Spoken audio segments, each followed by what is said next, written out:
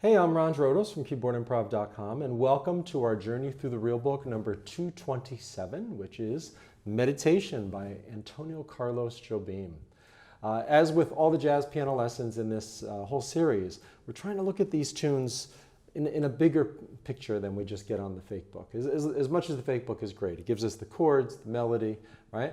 We're trying to understand these in the context of how they were composed and to really help you blossom as a musician in ways that you might not if you're just okay in here, right? We're widening our perspective.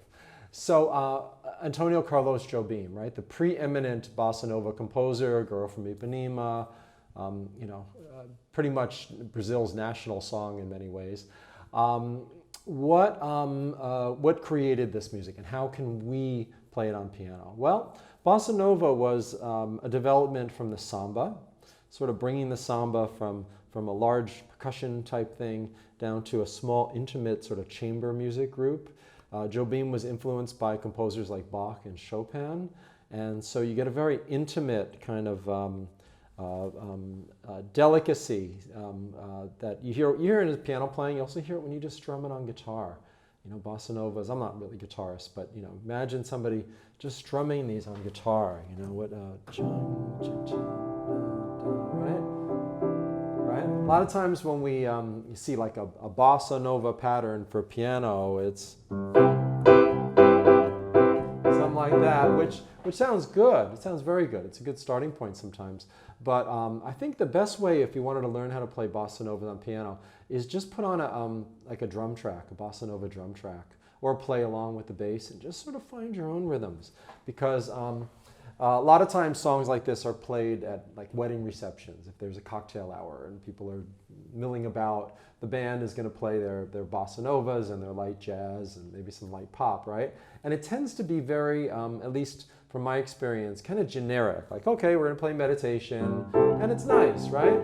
People can mill about, it creates nice background music, but there's so many more nuances to bossa novas that we can bring when we want to. And I like going delicate, and then if we do get more rhythmic, it comes out of someplace. So you can almost go to nothing and just this wisp of a rhythm.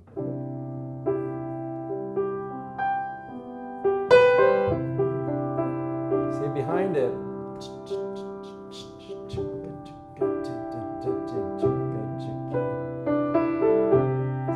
so I think I'm going to start my arrangement there. I call this fingerstyle piano. It's like fingerstyle guitar where the guitarist is playing these strumming patterns or just randomly picking strings and kind of like beautiful sounds. I love playing like this, whether it's pop or Latin styles or whatever. The other thing that I like to do on bossa novas is get an inner melodic voice going. So if you have the bass notes and maybe a little bass pattern or even a chord, whatever it is in the left hand to keep the groove going, and the right hand's playing the melody of the tune or your improvisation, you can get your thumb and second finger of your right hand playing these stepwise, just little melodies. It could be diatonic stepwise in the scale or chromatic. So things like,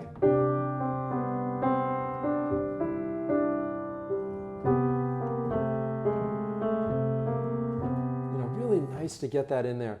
And a big mistake I made for years that I want you to avoid is I would do this and sometimes a note didn't quite sound good or whatever, and I would just stop doing it because it wasn't, quote, perfect. You know, I wanted it to be really, really perfect. And now I realize that it's not about being perfect, because then I just spent 15 years not doing it that much, right? They kept me from pursuing it. It's about, okay, if a note doesn't sound so great, keep going and then find out how to resolve it. And Keith Jarrett's spoken about this because he used to use these inner voices to, inner voice lines to create harmonies and to play in between the chords, and sometimes, like I said, create the chords themselves, or the voicings at least. And he said, sometimes you back yourself into the corner. How do I get out of this? Oh, here we go, right? So develops our musical instincts too. So I'm going to start out with some of this fingerstyle guitar or fingerstyle piano thing, and then very gently, like a wisp of a rhythm, and then bring in some inner voice movement in the alto line, so to speak, and see where it takes me. It's a wonderful tune. It's A-A-B-A, And like a lot of, well, one of the characteristics of Jobim is that he didn't always use the same form in all his tunes. A lot of them have unique forms. So the A sections here are 16 measures instead of the usual 8. So it's not 8, 8, 8, 8. It's 16, 16, 8, 16.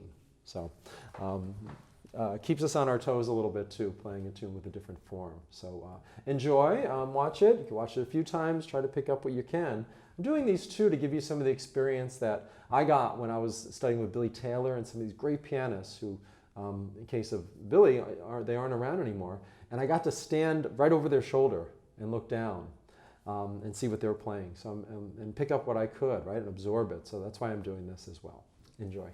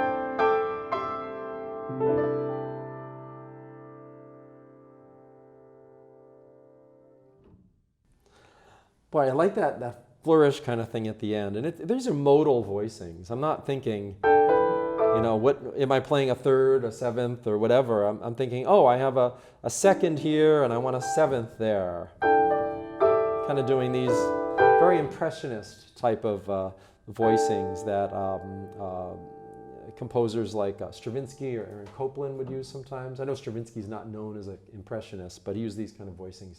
Seconds, sevenths, fourths, and applying them to jazz in a way that maybe a Gil Evans might have in his orchestrations. Gil's big arrangement of me, on me, because I think he thought out of the box and he said, oh, what do I need to express now and how can I do it? And you go to any source you can for inspiration. So kind of bell-like voicings. Art Tatum would play those sometimes, another big influence on me. So hopefully that gives you some doors to open into playing meditation and other bossa novas. Thanks for joining me. Next time we'll be on Memories of Tomorrow by Keith Jarrett, the first tune that I ever played in public. I'm in a high school talent show. I played solo piano, and looking forward to that. Thanks for being here. Thanks for taking this journey through the real book and music with me. Good luck with your playing, and as always, enjoy the journey and let the music flow.